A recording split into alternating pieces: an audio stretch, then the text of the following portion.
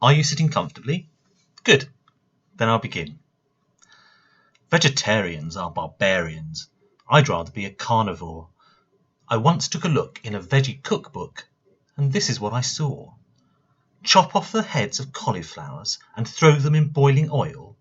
Gouge out the eyes of potatoes and put them on to boil.